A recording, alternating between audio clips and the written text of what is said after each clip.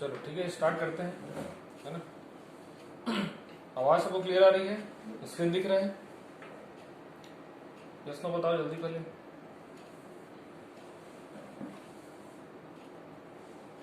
Okay ठीक है, तो आज हम लोग जो टॉपिक देखेंगे वो रहेगा यूलर्स इक्वेशन फॉर मोशन। ठीक है, कल हमने स्टार्ट किया था फ्लूइड डायनेमिक्स का जो यूनिट है वो स्टार्ट किया था, फ्लूइड डायनेमिक्स। तो फ्लूइड डायनेमिक्स में हम लोग उसका इंट्रोडक्शन देखे थे कि व्हाट इज फ्लूइड डायनेमिक्स। ठीक है, कि उसमें हम लोग क्या क्या स्टडी करने वाले हैं। ठीक है, तो fluid dynamics is basically deals with the study of different parameters of fluid including forces. ठीक है, तो ये हमने उसको देखा था। और एक बर्नौली इक्वेशन जो होता है, ठीक है, बर्नौलीज थ्योरम में बर्नौली इक्वेशन जिसको बोलते हैं, वो हमने कल डिराइव किया था। ठीक है, समझ में आ रहा है? तो अभी जो देखने वाले हैं, ठीक है, वो है यूलर्स इक्वेशन फॉर मोशन। ठीक है, यूलर्स इक्वेशन फॉर मोशन, और उसी यूलर्स इक्वेशन फॉर मोशन से हम लोग बर्नौली इक्वेशन को भी डिराइव करेंगे। ठीक है, तो एक क्वेश्चन ये पूछता है, अगर तुमको सिर्फ बोला कि डिराइव बर्नौलीज इक्वेशन, तो कल जो किए उसको तुम लोग बनाओगे।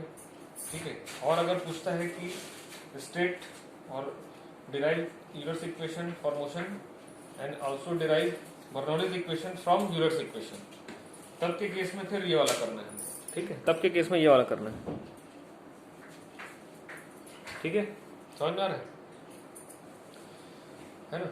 तो अगर यूलर्स इक्वेशन से बर्नौली इक्वेशन डिराइव करने बोलता है, तो तुमको पहले यूलर्स इक्वेशन को डिराइव करना पड़ेगा, और वहां से बर्नौली इक्वेशन कैसे आया वो बताना पड़ेगा। ठीक है, समझ में आ रहा है? ठीक है, तो स्टार्ट करते हैं। अब यहाँ पर हमको क्या करना है ना? तो यूलर्स इक्वेशन फॉर मोशन में एक हम कैसे उसको स्टडी करते हैं, तो एक क्या लेंगे हम लोग, स्मॉल एलिमेंट ऑफ फ्लूइड लेंगे। ठीक है, तो इसमें हम लोग सबसे पहले कंसीडर करते हैं, consider the steady flow of an ideal fluid. ठीक है, आइडियल फ्लूइड को स्टडी को कंसीडर करते हैं अलोंग द स्ट्रीम ट्यूब। ठीक है, स्ट्रीम ट्यूब हमने पढ़ा है सेकेंड यूनिट में।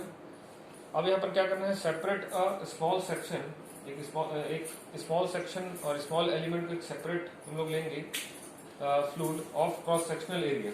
ठीक है, जैसे स्मॉल एलिमेंट ऑफ फ्लूइड हमने यहाँ पर लिया हुआ है LM। ठीक है, LM का एक स्मॉल सेक्शन ऑफ फ्लूइड है जिसका क्रॉस सेक्शनल एरिया है DA। ठीक है, और उसका लेंथ है DS। तो यहाँ पर डायग्राम में दिख रहा होगा। तो इस स्मॉल सेक्शन ऑफ एरिया का जो क्रॉस सेक्शनल एरिया है वो DA है, और उसका जो एक लेंथ है वो DS है। ठीक है, तो स्मॉल है इस वजह से वहां पर DS DL आया है। ठीक है, अब देखते हैं कि यहाँ पर हम लोग देख रहे हैं कि प्रेशर, अगर हम लोग प्रेशर माने P, तो P is the pressure on the element at L point पे उसका जो प्रेशर रहेगा, मतलब इनलेट डायरेक्शन बोल सकते हैं। ठीक है, इनलेट डायरेक्शन में जो प्रेशर रहेगा वो रहेगा P। ठीक, और P प्लस dP। ठीक है, after some time there will be small change in pressure और increase in pressure, you can see. तो वहां पर क्या हो जाएगा, pressure on the element at M point पे प्रेशर कितना रहेगा, तो P प्लस dP। समझ में आ रहा है? ठीक है, उसके बाद में V is the velocity of the fluid element. अब यहाँ पर जो भी फ्लूइड जो है वो स्ट्रीम ट्यूब में जो ट्रेवल कर रहा है या फ्लो हो रहा है, वहां पर उसकी वेलोसिटी कितनी दी हुई है, velocity of the fluid element is V। ठीक है, यहाँ तक ठीक। तो डायग्राम तुमको थोड़ा सा समझ में आया, डायग्राम क्लियर हुआ है यहाँ पर? ठीक है, ये स्मॉल सेक्शन है फ्लूइड का, एक स्मॉल सेक्शन है, एलिमेंट है, क्रॉस सेक्शनल एरिया है DA, उसका जो लेंथ है DS। ठीक है, एंट्री पॉइंट पे L पॉइंट पे प्रेशर है P, और M पॉइंट पे प्रेशर है P प्लस dP। ठीक है, ये स्ट्रीम लाइन को शो करता है, और ये डायरेक्शन ऑफ फ्लो को शो कर रहा है। ये जो दिख रहा है तुमको, that is the direction of flow and that is the stream line of flow. Clear है? Stream line of flow. अब यहाँ पर देखो कि जो भी यहाँ पर मास ऑफ द फ्लूइड होगा, तो मास ऑफ द फ्लूइड, कोई भी चीज का जो मास रहता है उसका वेट हमेशा नीचे की तरफ डाउनवर्ड डायरेक्शन में लाई करता है, ये तो हम लोग जानते हैं। ठीक, तो ये वाला जो एक लाइन है डायरेक्शन ऑफ फ्लो से। ठीक है, तो डायरेक्शन ऑफ फ्लो ये एक एलिवेशन पे है ना, एलिवेशन पे एलिवेटेड, इसका जो क्रॉस सेक्शनल एरिया जो लिए हैं या एलिमेंट ऑफ फ्लूइड लिए हैं वो एक एलिवेटेड पोजीशन पे है ना, किसी एंगल पे। तो इसके मिड पॉइंट से या सेंटर पॉइंट से बोल सकते हो, वहां से इसका जो वेट रहेगा वो डाउनवर्ड डायरेक्शन में आएगा। ठीक है, वो कितना होगा, rho g into d A into d s. ठीक है, इसके बराबर होगा इसका कितना वेट जो रहेगा। ठीक है, तो इसी स्मॉल सेक्शन को हमने यहाँ पर दिखाया हुआ है। ठीक, तो ये इसका क्या है, वेट का डायरेक्शन है ना, और ये एक हॉरिजॉन्टल पोजीशन ले लिए, और यहाँ पर क्या है, ये डायरेक्शन ऑफ फ्लो है। तो डायरेक्शन ऑफ फ्लो को हमने लिया हुआ है। ठीक है, उसका जो डिस्टेंस है ds, और ये एक जो हाइट है बॉटम से, जो हाइट है dz, और ये जो एंगल बना रहा है दैट इज थीटा। ठीक है, यहां तक क्लियर है सबको, यहां तक क्लियर है सबको। ठीक है, अब देखो, है ना, अब हमको एक्चुअल में यहाँ पर क्या करना है। ठीक है, तो क्या करना है, तो हम यहाँ पर क्या कर रहे हैं कि external forces in the direction of stream line क्या क्या होंगे वो हम लोग सबसे पहले देखेंगे। एक्सटर्नल फोर्सेस, क्योंकि अगर कोई लिक्विड फ्लो हो रहा है किसी सेक्शन में, किसी चैनल में, तो वहां पर कुछ ना कुछ वहां पर फोर्सेस लगेंगे। ठीक है, due to the motion of the fluid there will be some kind of forces. ठीक है, तो क्या फोर्सेस हो सकते हैं उसको देखते हैं। ठीक है, तो यहां पर हमको निकालना क्या है, external forces in the direction of stream line. Stream line के डायरेक्शन में क्या फोर्स पड़ रहा है, तो पहला क्या आएगा, net pressure force in the direction of flow. ठीक है, तो पहला जो यहाँ पर हमको फोर्स मिलेगा दैट इज प्रेशर फोर्स। तो सबसे पहले लिक्विड में क्या आता है, हमेशा प्रेशर फोर्स आएगा। ठीक है, ड्यू टू इस मोशन वो किसी एक पैसेज में फ्लो कर रहा है, तो कहीं ना कहीं वहां पर उसमें प्रेशर आता है। ठीक है, तो वो प्रेशर कितना होगा, ठीक है, तो वो प्रेशर कितना होगा, तो जो हम लोग सेक्शन लिए हैं, जो एलिमेंट लिए हैं, तो उसके एंट्री पॉइंट पे प्रेशर और उसके इस पॉइंट पे प्रेशर, ठीक है, दोनों का डिफरेंस निकालेगा, हमको नेट प्रेशर मिलेगा। ठीक है, तो क्या होगा यहाँ पर, net pressure force in the direction of flow. तो डायरेक्शन ऑफ फ्लो पे प्रेशर स्टार्टिंग में कितना था, P इंटू डी ए। ठीक है, P इंटू डी ए, प्रेशर फोर्स की बात कर रहे हैं ना, केवल प्रेशर नहीं है, प्रेशर फोर्स है ये। तो प्रेशर फोर्स है, तो प्रेशर इंटू उसका जो एलिमेंट्री एरिया है उससे मल्टीप्लाई कर देंगे, तो P इंटू डी ए माइनस, अब इस पॉइंट पे कितना प्रेशर आ रहा है, P plus DP into d ए, P plus DP into d ए। ये समझ में आया, इसको सॉल्व करोगे तो तुमको क्या मिलेगा, minus of DP into d A, minus of DP into d ए। ये बहुत इंपॉर्टेंट डेरिवेशन है ना, एग्जाम में आता है, बहुत इंपॉर्टेंट डेरिवेशन है, कई बार पूछा हुआ है।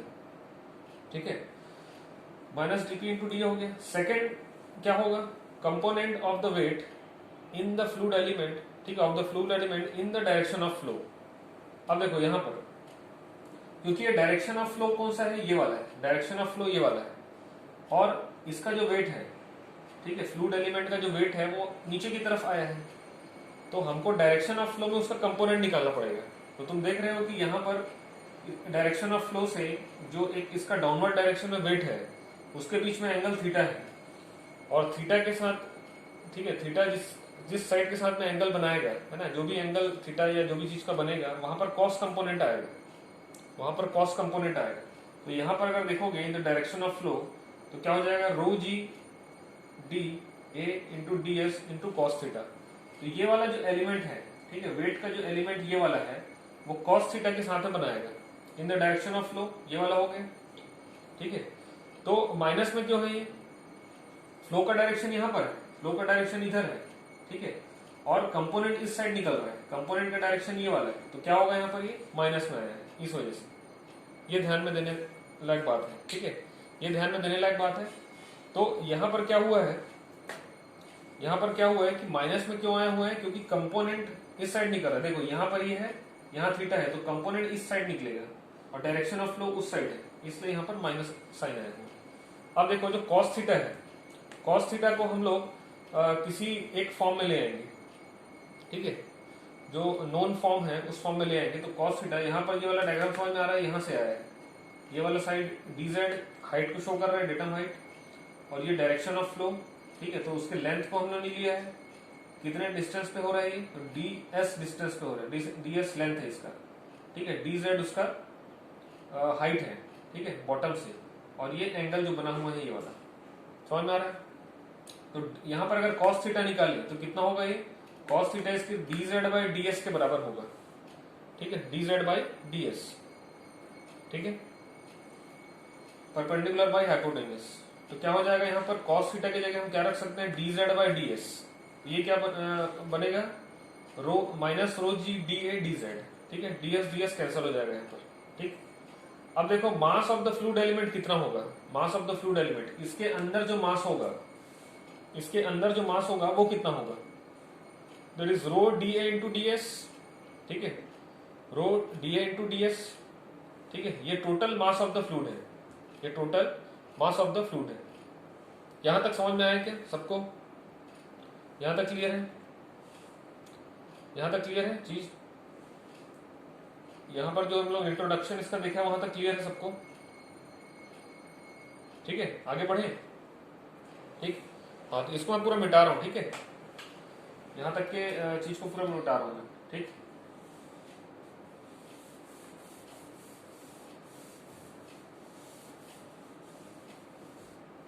अब आगे का पार्ट इसमें देखते हैं हम लोग, आगे का क्या पार्ट है, ठीक। तो यहां पर अब क्या बचेगा, है ना, मास ऑफ द फ्लूइड एलिमेंट हमने लिखा है रो, क्या लिखा है ना, तो रो जी, है ना, rho d A into d s, ये मास हो गया। अब acceleration of the fluid element, acceleration कितना निकलेगा,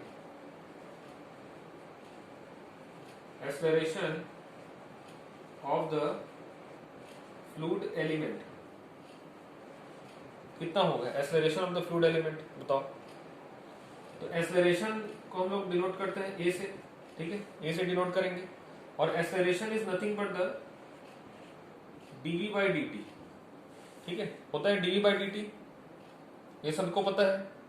अब डीवी बाई डी टी को मैं दूसरे तरीके से लिख रहा हूं, ठीक है, किस तरीके से, तो d v by d s into d s by D t, ऐसे लिख सकते हैं, ऐसे लिख सकते हैं हम लोग, ठीक है। एस क्या है, उसका स्मॉल लेंथ है, ठीक है, समझ में आ रहा है, उसका स्मॉल लेंथ है। तो डीवी बाई डी एस क्या होता है, डीवी बाई डी एस क्या होता है, ठीक है, डीवी बाई डी एस किसको रिप्रेजेंट करेगा, कैपिटल वी को, ठीक है, और ये क्या कहलाएगा, D s by D T, D s by D T क्या कहलाएगा बताओ,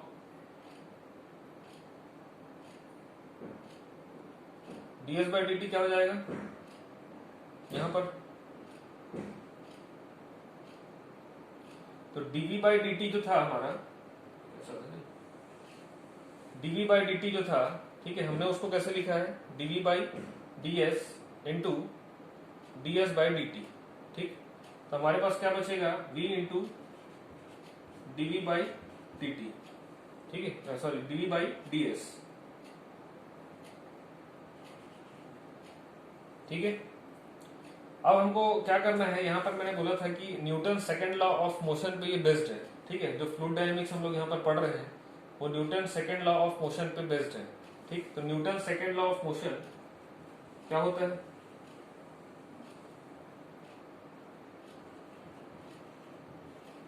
Newton second law of motion, ये कितना होता है, ठीक है, तो ये किसके बराबर होता है, फोर्स इक्वल टू, है ना, force equal to mass into acceleration, force equal to mass into acceleration, ये होता है इतना, ठीक है, ये तो सबको पता है, Newton second law of motion, force equal to mass into acceleration, ठीक है। अब हमको इसी इक्वेशन पे वैल्यूज को रखना है, ठीक है, जो जो हमने वैल्यूज निकाले हैं, एक फोर्स निकाला है हमने, ठीक है, एक्सेलरेशन निकाला है, और इसके पहले निकाला था मास, ठीक है। तो मैं उसको लिख रहा हूं यहां पर, तो फोर्स हमने कितना निकाला था, तो माइनस डीपी, ठीक है, माइनस डीपी डी ए, ये कितना फोर्स हो गया, टोटल प्रेशर फोर्स, ठीक, प्रेशर फोर्स, ठीक, और minus of rho g d A d z, ठीक है, डी ए डी जेड, और यहां पर जो हमको मिला है मास, है ना, मास कितना निकाला था, P into d A, P into d A D s, ठीक है। इसके पहले जो निकाला था उसको देख लोगे, multiply v into d v by d s, ठीक है, v into d v by d s. अब इसको क्या कर सकते हैं, सिंप्लीफाई कर रहे हैं, हमको सिंप्लीफाई करना है, तो डिवाइडिंग बोथ साइड, ठीक है, इसको हम लोग क्या करेंगे, जो कॉमन चीज है उससे डिवाइड कर देंगे, ठीक है, तो रो डी ए से इसको सबको डिवाइड कर देते हैं। किससे डिवाइड करेंगे? रो डी ए। ठीक है, समझ में आ रहा है? रो डी ए से सबको डिवाइड कर देंगे तो क्या मिलेगा हमको, बताओ? रो डी ए से सबको डिवाइड करोगे तो क्या मिलेगा? डिवाइडिंग बाय, ठीक है, dividing both side by rho into d a. ठीक है, तो हमको क्या मिल रहा है यहां पर? जब इसको सॉल्व करोगे तो मिलता है minus d p by rho minus g d z equal to b into d b. ठीक है, इतना मिलेगा। ठीक है, डिवाइड जब इसको करते हैं तो इतना हमको मिलता है। ठीक है, समझ में आ रहा है? इसको थोड़ा और सिंप्लीफाई कर देंगे, इसको थोड़ा और सिंप्लीफाई करेंगे तो क्या हो जाएगा? ये इसको मैं मिटा रहा हूं, इसको थोड़ा और सिंप्लीफाई करेंगे तो क्या हो जाएगा?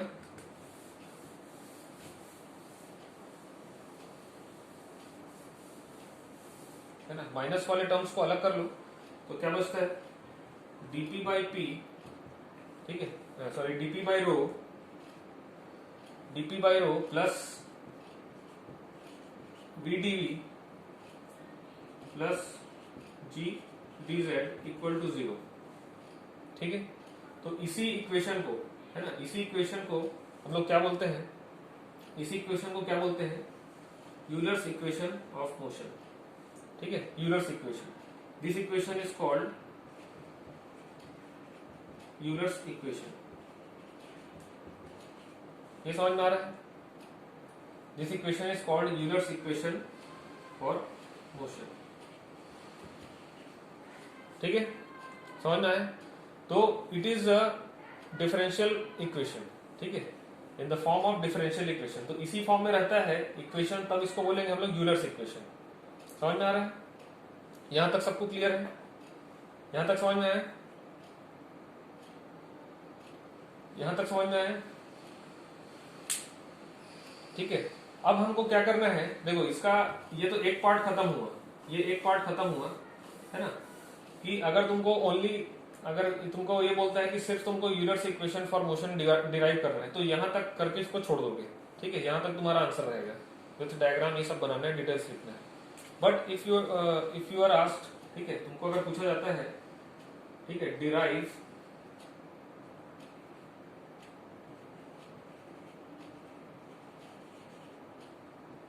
Bernoulli's equation from Euler's equation. ठीक है, ये अगर पूछता है तो फिर इसके आगे करना पड़ेगा। तो यहां तक तो यूलर्स इक्वेशन डिराइव करोगे, उसके बाद बर्नौली इक्वेशन में आओगे, है ना। वो कैसे आएंगे? तो derivation of Bernoulli's equation from Euler's equation कैसे करेंगे? तो यूलर्स इक्वेशन हमारे पास कितना दिया था? ठीक है, तो डीपी बाई रो, है ना, d p by rho plus v d v plus g d z equal to 0, इतना था।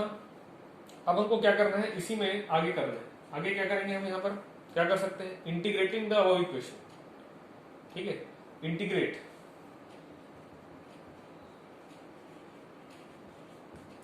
कर दो इसको। इंटीग्रेट करोगे तो क्या हो जाएगा, है ना, 1 बाय रो बाहर निकल के डीपी प्लस वी बाहर डीवी। ठीक है, या वी डी, सॉरी, इसको वी डीवी कर लेते हैं, ऐसा आ जाएगा v d v plus g d z. ठीक, इक्वल टू, यहां पर हो गया कांस्टेंट। ठीक है, ये कांस्टेंट हो गया। अब इसको तुम अगर वो करते हो, ठीक है, इसको अगर इंटीग्रेट करते हो तो क्या मिलेगा तुमको यहां पर? तो यहां पर मिलेगा क्या? P by rho plus v square by 2 plus g z equal to constant, ये मिलेगा। यहां तक क्लियर हो रहा है? ठीक है, अब क्या करो, यहां पर डिवाइडिंग बाय जी, दोनों साइड, ठीक है, बोथ साइड जी से डिवाइड कर दो। ठीक है, dividing bye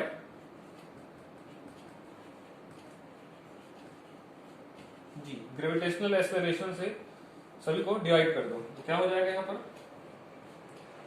p by rho g plus v square by 2g plus यहाँ पर क्या हो जाएगा g से डिवाइड करेंगे तो बचेगा क्या z इक्वल टू कांस्टेंट समझ में आ रहा है यहाँ तक, है ना? यहाँ तक समझ में आया?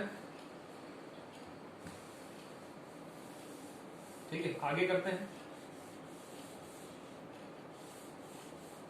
है ना? यहाँ तक समझ में आ गया। अब रोजी को कैसे लिख सकते हैं?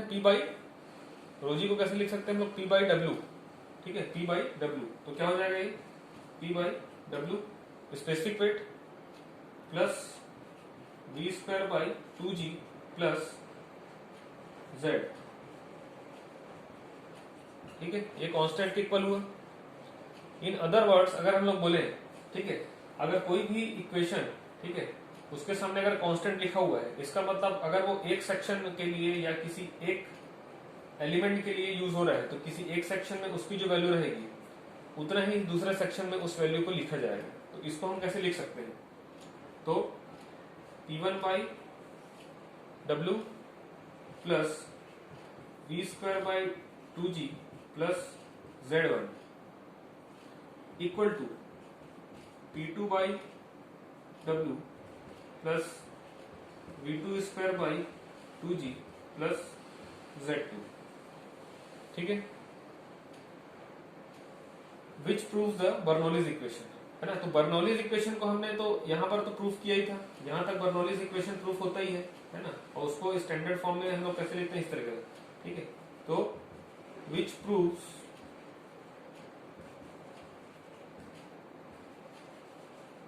बर्नौलीज इक्वेशन, ठीक है, यहां तक समझ में आ रहा है? विच प्रूव्स द बर्नौलीज इक्वेशन। तो यहां तक अगर तुम ले आते हो तो बर्नौलीज इक्वेशन को भी पूरा प्रूफ कर दोगे, ठीक है। यहां तक क्लियर समझ में आ रहा है सबको? यहां तक समझ में आया? ठीक है, तो ये यहां तक का डेरिवेशन बहुत इंपॉर्टेंट है, ठीक है। तो तुमको अगर पूछता है तो, है ना, यही क्वेश्चन को ज्यादा पूछेगा। तो हमने कल तो सिंपल जो बर्नौली इक्वेशन डिराइव किया है वो तो है ही, बर्नौली इक्वेशन कैसे आया, बट यूलर्स इक्वेशन के थ्रू बर्नौली इक्वेशन कैसे डिराइव करेंगे, यूलर्स इक्वेशन के थ्रू बर्नौली इक्वेशन कैसे डिराइव करेंगे अगर पूछता है तो फिर तुमको पूरा यहां तक लाना पड़ेगा, ठीक है। तब तुमको पूरा यहां तक लाना पड़ेगा। यहां तक क्लियर है क्या सबको? ठीक है, यहां तक क्लियर है सबको? ठीक है, तो ये बहुत इंपॉर्टेंट है ना, ये बहुत इंपॉर्टेंट है, ठीक। क्वेश्चन करें, है ना, क्वेश्चन करते हैं तो कुछ और चीजें रहेगी वो क्लियर हो जाएगा, ठीक है।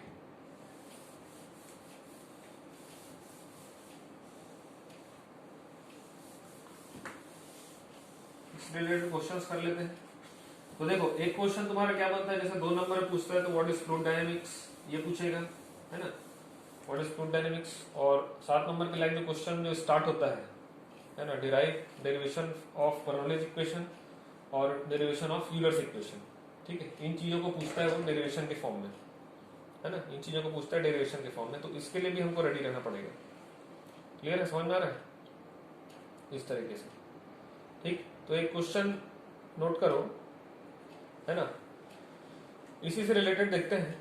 तो अब पाइप है, ठीक। क्वेश्चन क्या है, मैं पूरा क्वेश्चन लिख नहीं रहा हूं, क्वेश्चन डिक्टेट कर रहा हूं, थोड़ा समझो उसको। A pipe through which water is flowing, है ना, एक पाइप में वाटर फ्लो हो रहे हैं, is having diameter of 20 centimetre and 10 centimetre at the cross sections 1 and 2, at the cross sections 1 and 2, मतलब इस तरीके से दिया हुआ है, ऐसा है, ठीक। ये 1 और ये 2, ठीक है, 2 सेक्शन है इसके। तो यहां पर जो डायमीटर है ना, यहां पर जो डायमीटर है इसको ऐसे लिख लेते हैं। यहां पर जो डायमीटर दिया है D1, ठीक है, D1 इज 20 सेंटीमीटर और D2 कितना दिया है 10 सेंटीमीटर, ठीक है। जैसा जैसा होते जा रहा है मैं डायग्राम में लिखते जाऊंगा, ठीक है। यहां से फ्लो हो रहा है लिक्विड, ठीक, ठीक है ना।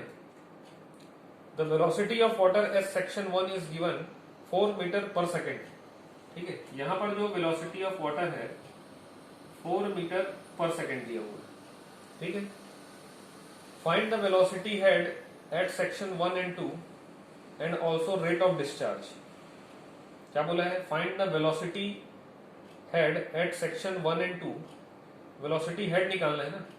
वेलोसिटी हेड का मतलब क्या होता है?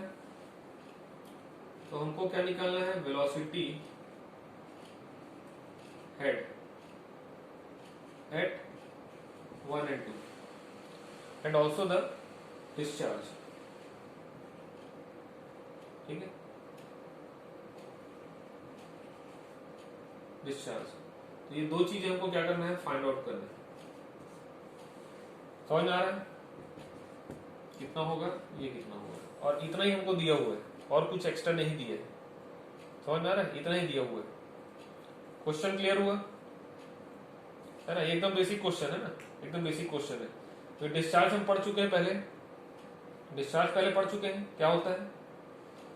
ठीक है, अब इसको कैसे बनाएंगे? कैसे बनाएंगे बताओ, सोचो कहां से स्टार्ट करेंगे। तो मैंने इसके पहले वाले यूनिट में बोला था जहां पर तुमको डायमीटर दे दिया है, ठीक है, इनलेट और आउटलेट जैसे भी, या 2 डायमीटर दिए, 1 डायमीटर दिया है, तो सबसे पहले तुम्हारा काम क्या होना चाहिए, है ना, जो भी गिवन डेटा तो हम लिखेंगे ही, है ना। गिवन डेटा लिखने के बाद में, ठीक, गिवन डेटा तुम लिख दोगे कि डायमीटर एट इनलेट d1, है ना, and velocity is given, then d2 at second point is also given. ठीक, अब उसके बाद हमारा काम क्या रहेगा? उसके बाद हमारा काम क्या रहेगा? एरिया फाइंड आउट करना। तो डायमीटर दिया है तो इस एंट्री पॉइंट का एरिया निकाल सकते हो। एरिया क्या हो जाएगा यहाँ पर? साथ साथ बनाते चलो। ठीक है, तो π/4 d1 स्क्वायर। ठीक है, इसको सॉल्व करना है तुमको, कैलकुलेटर निकाल ली हो। तो π/4 d कितना है? 20 सेंटीमीटर, है ना, मीटर में हमको लिखना है। तो 0.2 स्क्वायर, इसको निकालो कितना है। ठीक है, इसको निकालो कितना है। सिमिलरली A2, है ना, जो सेक्शन 2 है उस पॉइंट पे कितना एरिया होगा? तो π/4 d2 स्क्वायर। ये क्या हो गया? π/4, वहां पर कितना है? 0.1 का स्क्वायर। ये कितना है दोनों का बताओ पहले जल्दी, कितना है दोनों का बताओ। A1 कितना आ रहा है और A2 कितना आ रहा है?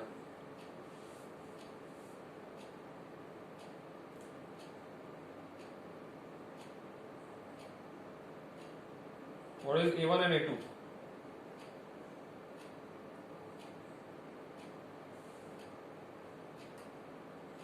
What is A1 and A2? कितना होगा?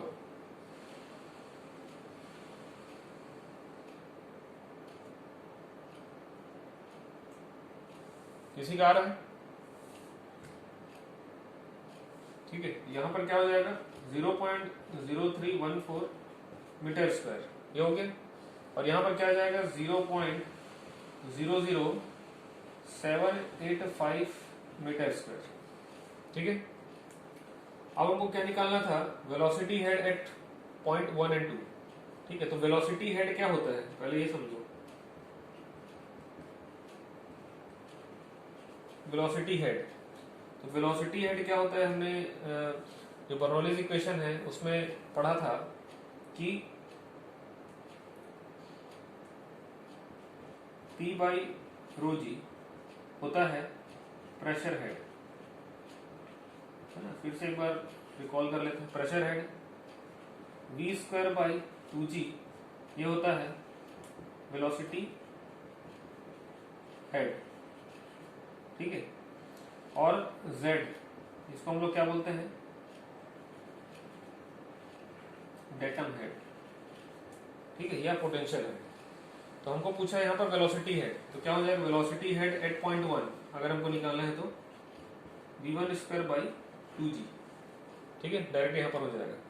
तो पॉइंट 1 पे वेलोसिटी हेड निकालने के लिए v1 यहाँ पर हमको दिया हुआ है 4 मीटर पर सेकेंड। ठीक है, तो 4 का स्क्वायर अपॉन 2 × 9.81। ठीक है, तो ये आ रहा है कुछ 0.815 मीटर के फॉर्म में। ठीक है, अब हमको निकालना है वेलोसिटी हेड, ठीक है। अब हमको निकालना है, सॉल्व कर रहे हो कि नहीं कर रहे हो? सॉल्व कर रहे हो ना साथ साथ में सभी लोग, ठीक है। वेलोसिटी हेड समझ में आया ना कैसे होगा? वेलोसिटी हेड है ना, बर्नौलीज इक्वेशन में अगर हम लोग देखेंगे तो 3 टाइप के हेड पढ़े हैं, प्रेशर हेड, वेलोसिटी हेड और पोटेंशियल हेड या डेटम हेड, ठीक है। ये कई बार पूछता भी है ना, 2 नंबर में तुमको डिफाइन करने आएगा, define pressure head, velocity head, datum head, या describe different types of head, ठीक है। तो टाइप्स ऑफ हेड में ये तीनों हेड के बारे में लिखोगे, ठीक है। अब हमको यहाँ पर बताओ कि V2 तो दिया नहीं है, V2 कैसे निकालोगे? V2 कैसे निकालोगे बताओ, किसी को कोई आइडिया है? How V2 can be calculated, ठीक है। वेलोसिटी एट सेक्शन 2 कैसे निकालेंगे? कोई आइडिया किसी को? सोचो कैसे निकालेंगे, इसको मिटा रहा हूं मैं ना। V2 कैसे निकालेंगे?